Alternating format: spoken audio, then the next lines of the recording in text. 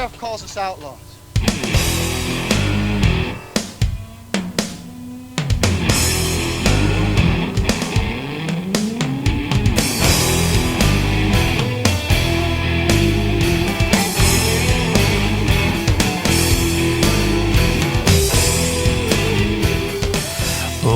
Ladies and gentlemen, boys and girls, children of all ages, welcome to the Middle-Aged Outlaws podcast.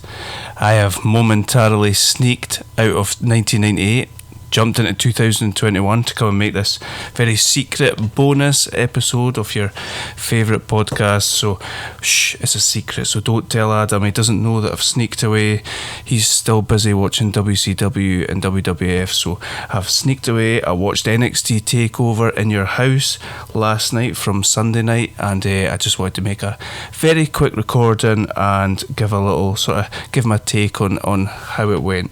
It was a really good pay-per-view, and I feel that the NXT brand is probably the best thing that you could probably watch on your TV if you are a bit like us in the Middle-Aged Outlaws podcast, completely fed up with the kind of stuff that you're getting week to week and on the pay-per-views with WWE. So yeah, I'll give a very quick take on the pay-per-view, on the matches and how it all went. We start things immediately with a really amazing retro-looking In Your House video package. It brings back the memories from all your old pay-per-views. I think we speak about this in the podcast a lot. WWE, NXT, they do an amazing job previewing and putting these packages together for the matches. So almost immediately, as soon as the pay-per-view starts, we're fully into it and excited for what's about to start. And once again we get Doc Hendricks, Michael Hayes jumping on and giving us his cheesy look on the microphone to say welcome to NXT Takeover in Your House. From there we get some really odd lip syncing of some sort of In Your House song or anthem by someone called Naomi Fox. I have no idea who she is, but she's really bad at lip syncing. Sorry, Naomi. And then finally we get introduced to our host. As you'll know from listening to this podcast, we don't love a host doing a pay-per-view, but in this instance we'll let Todd Pettingill off because he's an absolute legend. So Todd Pettingill introduces our host for the evening. He doesn't do very much, but that's par for the course with the hosts of these pay-per-views. Our very first match on the card is for the NXT Tag Team Championships and the North American Championship. We've got a 6-man tag team match, which is a unique sort of way of doing things in a really good way on a kind of short pay-per-view, 2-hour pay-per-view of making sure you get all your kind of stars on the card. So we've got MSK, who are the NXT Tag Team Champions, teaming with Bronson Reed, who's your North American tag team North American champion, against Legado del Fantasma, who are just, from what I've seen, I remember watching the NXT Stand and Deliver pay-per-view before WrestleMania, and Santos Escobar, who's the leader of Legado del Fantasma. They're just really, really good to watch. All brilliant athletes in the ring. We get a really fast start with lots of flippy stuff going on, 100 miles an hour stuff, which is what you've kind of come to expect from some of the matches in NXT. And as soon as Bronson Reed jumps in the ring, we're selling him as an absolute monster. And this is a huge looking guy, kind of reminds me of Samoa Joe. Like I say, we're selling him as an absolute monster. The guys from Legado del Fantasma are running at him, trying to knock him down, and they're just getting floored by him. Santos Escobar, who's been involved in a program with Bronson Reed, has no interest in getting involved with him, and as soon as he's in the ring, he's tagging straight back out again. Some highlights in this match: we get your classic spot where all the guys are diving out the ring on top of each other.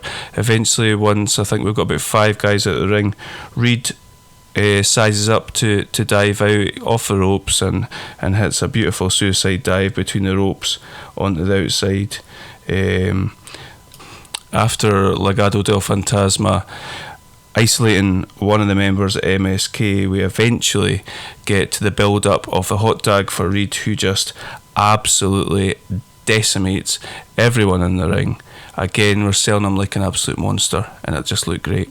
Eventually, though, Santos Escobar turns the tables and hits an incredible Michinoku driver on Reed, which just looks incredible given the size difference in the two. But Reed manages to kick out of that. Towards the end here, we get Santos Escobar rolling out the ring, and he acts as if he's going to go and take the North American Championship away with him.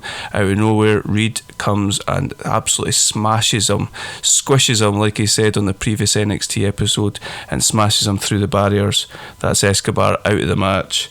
We get back in the ring, MSK double team and hit one of the members of Legado del Fantasma. Then Reed goes up to the top and hits an outrageous tsunami splash, and that's it. 1, 2, 3. Fantastic match, brilliant way to start the pay-per-view. Next match in the cards, women's match, grudge match between Xia Li and Mercedes Martinez. I was really impressed with the entrance from Xia Li, kind of Mortal Kombat, Big Trouble in Little China type vibes from the entrance. It looked really cool. We've got some sort of evil spectre looking woman sitting on a throne. I have no idea who that is. I think they refer to her as Maya Lee or Maya Ying or something like that. And Xia Li also has a guy coming with her, appears to be some sort of bodyguard. But I thought this looked really cool, and I was, if I'd been in that ring, I would have had no interest in fighting her after that. This was a really hard hitting, aggressive match. I was really impressed with both women. Mercedes Martinez was really, really good. She hit an absolutely beautiful butterfly suplex at one point, and then hit something called a cliffhanger. I don't know if that's her finishing move or not, but it looked absolutely incredible. She put Xia Li up into a razor's edge, then dropped her down all the way down into a DTT. It looked absolutely incredible. Eventually Xia Li ends up winning this match after a lot of back and forth. She hits the Kofi Kingston-esque Trouble in Paradise and gets the 1, 2, 3. After the match, we get a little bit sports entertainment. It gets a little bit over the top. Lee tries to attack Martinez after the bell. Martinez takes a chair off her and whoops her. And it's at this point in time I noticed the guy in the Everton top in the crowd. Shout out to him. Good choice, mate. He's not impressed. He's giving it all the thumbs down. But this went from like a really good match to really weird and, like I say, really sports entertainment-y, where this lady who you mentioned sitting on the throne, we get like a dramatic noise which is very fiendish, and she gets up out of her throne and attacks Mercedes Martinez. So a good match, in my opinion, spoiled by a bit cheesiness at the end.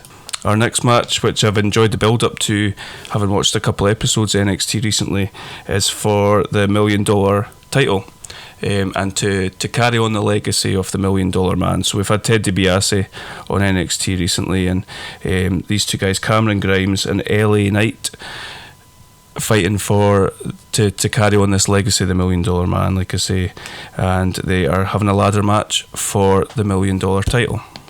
Before the match here, we get a really great package on the history of the $1 Million title, showing us all the different guys that have wore it. I think we had Stone Cold, Virgil, Ted DiBiase, Andre. Did Andre win it at some point? I think he did. And it's just like kind of continues this cool retro theme that we've got going on for this In Your House pay-per-view. I just loved it. We get $1 Million Man coming out, and he's laying on thick. The laugh, he maybe needs to chill out with the laughing. But yeah, he comes out. He's got the $1 Million title. Pops it in this glass cage, briefcase type thing, and it goes up above the ring. I really like Cameron Grimes. Is this kind of rich country bumpkin type gimmick is brilliant, and he's really over with the crowd. They absolutely love it when he comes out. It's probably the biggest ovation that we've had so far on the pay-per-view. This whole match just felt in the kind of retro feel of the pay-per-view. It felt like a really old school ladder match where we're using the ladder a lot, but we're not doing crazy swanton bombs from away up in the sky. We're using the ladder as a weapon a lot. Yes, there's some hard-hitting bumps, but a lot of this stuff just looked really brutal. There's at one point, LA Knight hits a neck breaker on Grimes, and he hits it right on the edge of the ladder, and without it looking, or without it being very spectacular, it just looks brutal. I remember thinking during the match, these guys are going to be sore in the morning. A lot of big bumps. Towards the end, Grimes decides that he wants to go and get this golden ladder that's been set up at the top of the ramp, so he goes and gets this, climbs up the ladder, and it looks like it's going to be over, but LA Knight, who has been on the outside back in the ring, tips the ladder, and there's a ladder set up on the outside of the ring,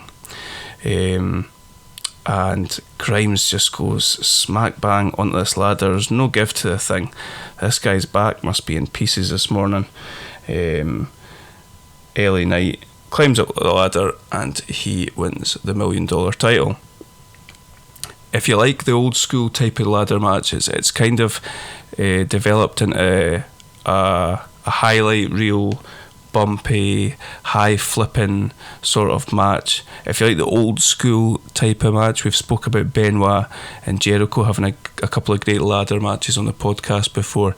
If you like the Razor Ramon Shawn Michaels match, give this a watch. I really enjoyed it, and yeah, they really went for it. And like I say, a lot of the bumps, they may not have looked spectacular, but they looked like they really hurt. So yeah, brilliant match. The next match on the card was for the Women's NXT Championship. We've got Raquel Gonzalez and Ember Moon. Raquel Gonzalez accompanied to the ring by Dakota Kai, and we set this package up by showing the kind of backstory to this rivalry, and we're building up the whole story around Raquel Gonzalez and Dakota Kai taking out Ember Moon's tag team partner, Shotzi Blackheart. And it does a really good job of telling the story of why Ember Moon is so fired up and really wanting to take out Raquel Gonzalez. Gonzalez just is sold here as an absolute powerhouse.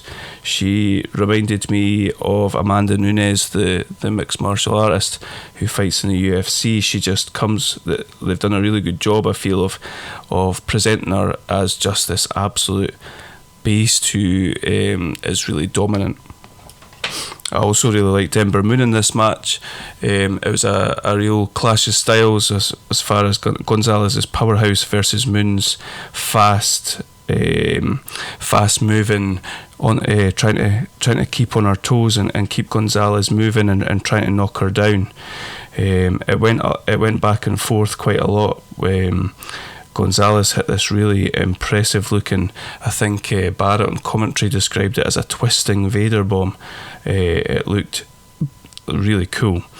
At some point we get Ember Moon coming back into the match, hitting a lot of super kicks. She does a great looking Canadian destroyer on Gonzalez, and you kind of think that she's coming back into it, but every now and then, as soon as Moon gets a bit of momentum going, Dakota Kai on the outside is healing it up. She'll distract the ref, she'll put a leg on the ropes for Gonzalez. So we're telling that story of although Gonzalez might be this powerhouse, she's also got a little bit of help from this sort of dastardly little heel on the outside. Eventually she gets her comeuppance, so we get Shotzi Blackheart reappearing and battling with her to the back and taking her out. Ember Moon does this outrageous looking, I assume this is her finishing move, they call it Eclipse on the commentary. It's a sort of flying neck breaker that kind of, I don't know how to describe it. She jumps off top rope and kind of hits a wild looking stunner type thing. It's absolutely brilliant. And she also hits Gonzalez with a kind of tornado DDT from the inside of the ring off the top rope out to the outside. Absolutely brutal. She managed to get her back in, and she just gets the 2.5 count. She's so close to win the title.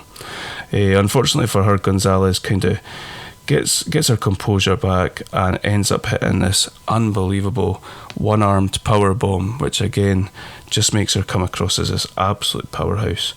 and that is All She Wrote, 1, 2, 3, and Gonzalez retains her title. Again, another really good match. Then we get to the main event. Probably the match that sold me on wanting to watch this pay-per-view. I like all the guys, maybe with the exception of Karrion Kross, who I've not really seen enough of, but really like the rest of the guys in this matchup. We've got a fatal 5-way for the NXT Championship. We've got Kyle O'Reilly, Adam Cole, Bebe, Pete Dunne, Johnny Gargano, and Karrion Kross for the NXT Championship. Karrion Kross being the champion. With the entrances, we get Johnny Gargano coming out, fanboying it up in his Shawn Michaels get up. A lovely looking tribute there with the kind of red classic HBK outfit, looked really cool. We also had Pete Dunne coming out in this sort of angelic full-on white outfit. I think I love Pete Dunne. I think he looked like an absolute superstar. A lot of time when I'm watching these NXT pay-per-views, I think, oh, this guy could do this on the main roster, or I wonder how he would look on the main roster. At this point, given the state of the current main rosters, I don't think these guys are wrong in just wanting to hang around in NXT. The smaller atmosphere really lends itself to a great looking show. So yeah, maybe they should just hang about. Adam Cole's an example of that. Johnny Gargano as well, of guys that have been there for years and are still excelling. Adam Cole, I think here is a heel, but he can never fail to be over with the boom and the Adam Cole baby. Fans absolutely love him. And we get this really elaborate entrance for Karrion Kross. He's got Scarlett with him doing all this crazy witch dancing and in the smoke and all that. I don't love it, to be honest. It feels more main roster, over the top nonsense compared to like say Kyle O'Reilly and Adam Cole, but I suppose it is what it is. This match, as you'd probably expect, is a bit of a spot fest. I'm definitely not complaining though. I absolutely loved it, and it's almost like this is what you've come to expect from NXT and guys like O'Reilly, Cole, Gargano, Pete Dunne. This is just filled with non-stop action. There's absolutely no time to catch your breath and look away. To start off with, we're selling Kross as this monster. He's suplexing everybody. He basically takes out everybody. He's almost run the gauntlet. All these little guys come to take him on, and he's dealing with them one by one. So we're framing him as this monster. At one point, he picks up Pete Dunne and power bombs him down onto Gargano and O'Reilly. Absolutely brutal. Eventually, we get Pete Dunne and Gargano fighting with Kross all the way out the ring, up to the In Your House. Up to the In Your House stage with the little fake house and all that, and Dunne and Gargano ram Kross through the front door, which is brilliant, and he sells it brilliantly. He's down on the floor face down, lying on top of the door, so that takes him out for a while. After a bit of back and forth between the four remaining guys, Kross returns with a vengeance. He destroys about 3 of them, Dunne, Cole and O'Reilly, throws them over the barrier. Then he just picks up Gargano and power bombs him right off the apron. It looks absolutely horrendous, and again, that's a sore back in the morning for sure. He then puts him in the ring, and essentially I think Barrett refers to it as like a modified F5 or a tornado F5 or something like that. He basically throws Gargano up in the air and spins him round. It's again a perfect example of the power in this kind of monster that they're selling him as. It's really difficult to try and describe everything that goes on here. Again, it's going at 100 miles an hour.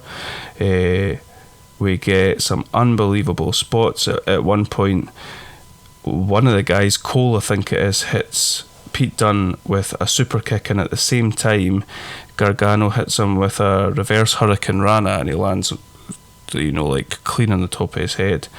At one point all the guys are laid out, and we get a great bird's eye view of everybody just laid out, and the absolute carnage in the ring.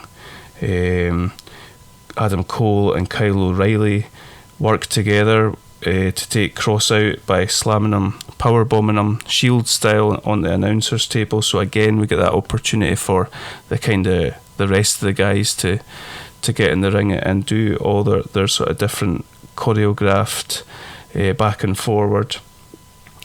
We get Pete Dunne trying to hit a moonsault on Gargano and Cole, and they both hit him with a double super kick in the face as he's upside down. Just amazing. As we're gearing up towards the finish, we get Karrion Kross again reappearing, monster appearing from the deep, and we get about 100 false finishes, in which you begin to become convinced that somebody other than Kross might actually win this thing.